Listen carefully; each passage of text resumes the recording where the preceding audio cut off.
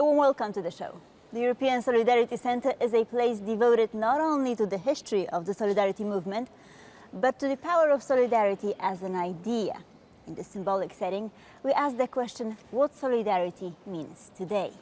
To do so, I am joined by Magdalena Harkin-Jaszcza, the head of the international section here at the European Solidarity Centre in Gdańsk. Hello and welcome, delighted to have you with us. Hello and welcome to the European Solidarity Centre. Since we're here, let me start by asking you about the centre itself. Could you explain to our viewers, what does it do? The European Solidarity Centre is a cultural institution. It's a public institution created by the city of Gdańsk, the Ministry of Culture and National Heritage, and the Pomorskie region. And this is a really special, it's a new formula institution. Partly, this is the museum that commemorates the history of the solidarity movement, the history of all the changes and revolutions that started in Europe between 1989 and 1991. And we depict this story at our permanent exhibition that is located on our first and second floor. But the European Solidarity Centre is also a public agora, a place of meetings, a place where you will find the scientists, students, pupils, scholars, but also politicians, thinkers, intellectuals. So this is actually the place where we discuss the contemporary meaning of solidarity, both in cultural terms, in civil terms, civic terms also, terms of civic culture, to put it more widely, and also a bit in terms of politics and the global situation. So what does solidarity mean today? Oh, that's quite, that's a question that we will have to have, I think, at least half a day to explain. But solidarity for us today can be symbolized by the symbol that we see just behind us, the symbol created by the same person that created the Solidarity logo, Jerzy Janiszewski. So Jerzy Janiszewski, the artist who joined the August strike in 1980, created the Solidarity logo, depicting people coming together in one direction. The logo that then was famous not only in Poland, not only here in Gdańsk, not only in Poland, but also throughout Europe and globally. Jerzy Janiszewski also created two Solidarity logos that we can see here at the ECS Winter Guard.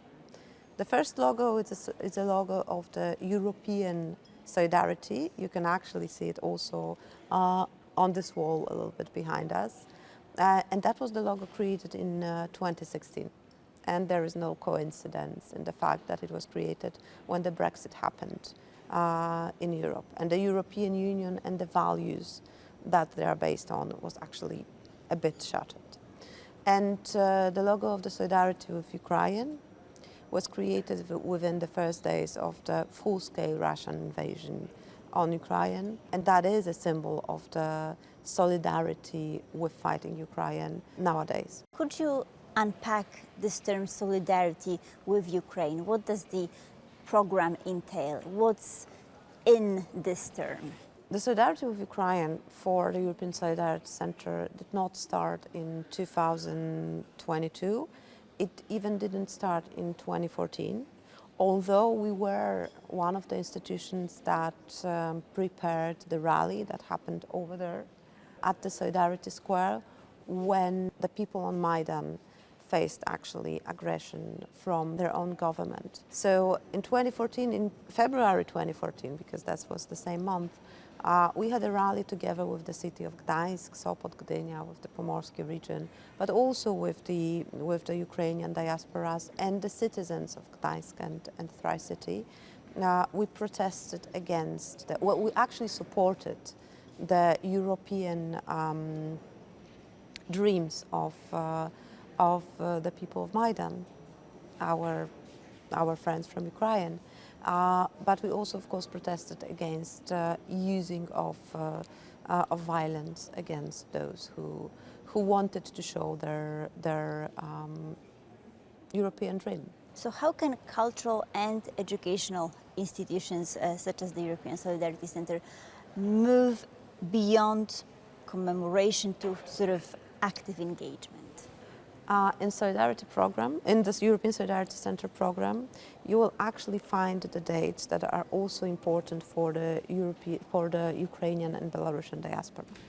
So we commemorate 24th of February 2022, because that's also the moment when we speak loudly that Ukraine and Belarus, that democratic Ukraine and democratic Belarus, it is not something that doesn't concern us. I would say quite on contrary. It is something that is crucial for democratic Europe today, and it's crucial for democratic Poland.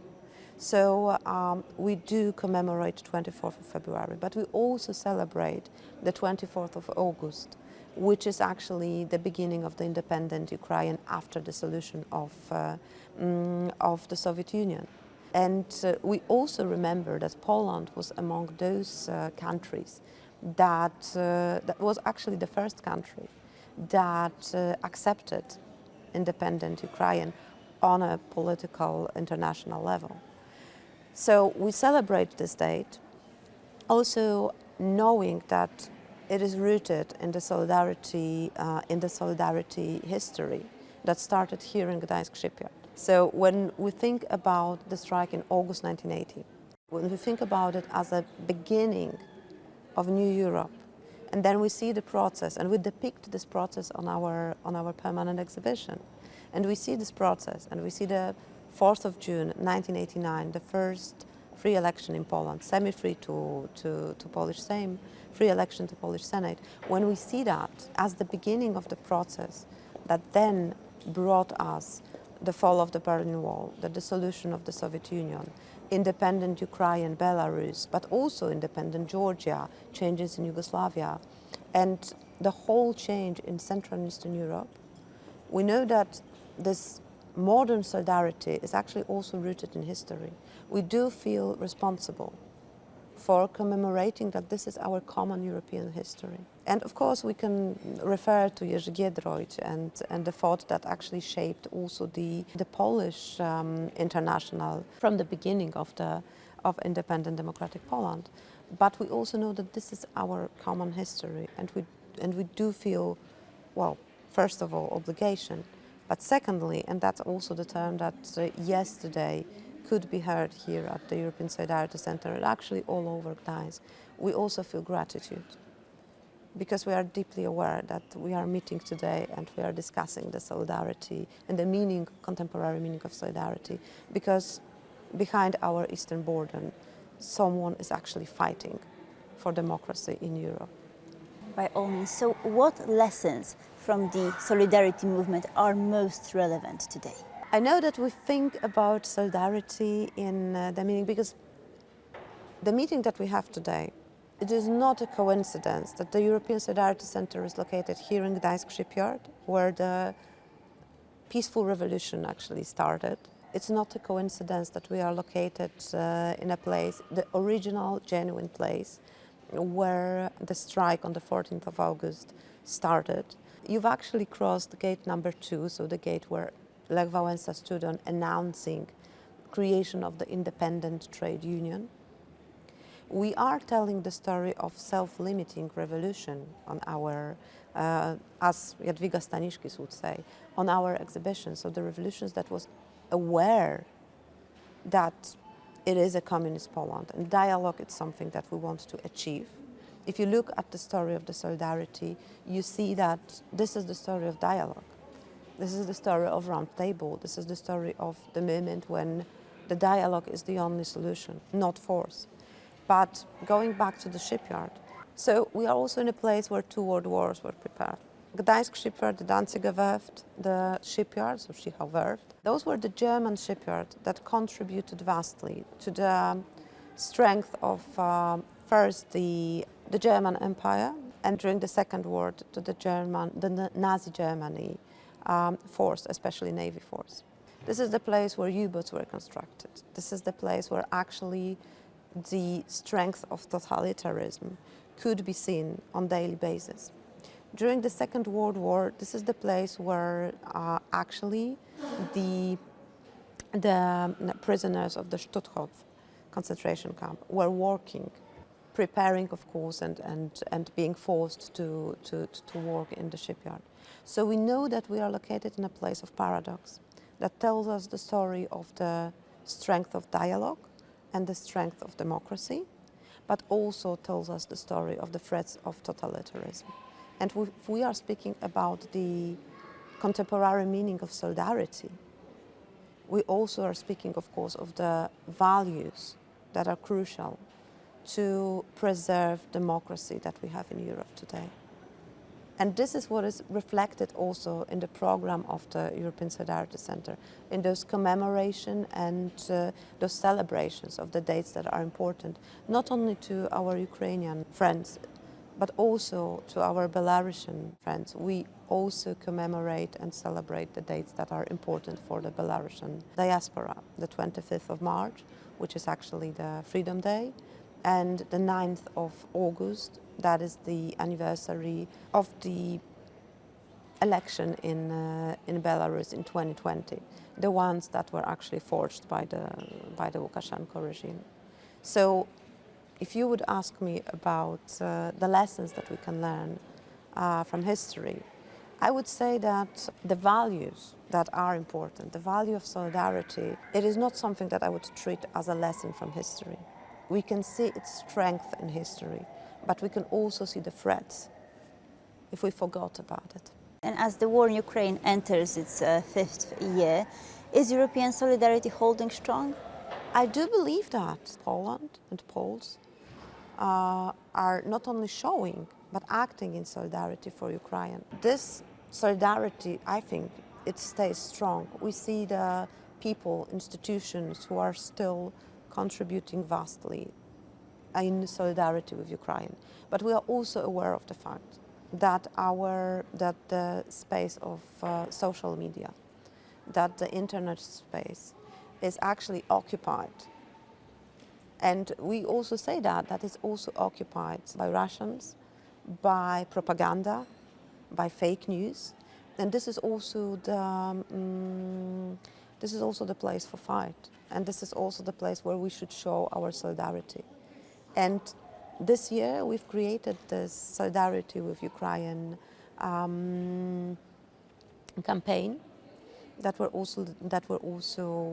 could be seen and can be seen in our social media. And when you see, of course, you can see the propaganda and the bots that are trying to fight with that. But on the other hand, when you hear, for example, Danuta Wałęsa saying, "We know that you will win," when you hear the citizens, but when you also hear the teams of the cultural institutions, including, of course, the European Solidarity Center, saying, "We stand in solidarity with Ukraine," you know that solidarity still holds strong. So that's our experience, in spite, of course, of all the words that we can see and the fight that it's still going on. But it's the fight. Magdalena, just one last question before we go, and I'll need a short answer. Do you think that solidarity can be sustained not only in times of crisis, but over a long run? Well, I work at the European Solidarity Center, and every day I tell the story of solidarity that seemed impossible to achieve. Nonetheless, well, we've achieved this great success. And today, when we have the visitors from all over the world, and each and every person that visits our exhibition, at least those who I know, but I know that this is actually the common experience, finds this piece of its own story on that exhibition. It finds the piece of the solidarity that it has in itself. So, yeah, I do believe that. I do believe in solidarity. We are strong because of that. And I think that is a beautiful conclusion to our talk. Magdalena Harkin-Jaszcza, thank you so very much for joining us. Thank you very much. And thank you for watching Pulse of Culture. Please stay tuned for more here on TVP World.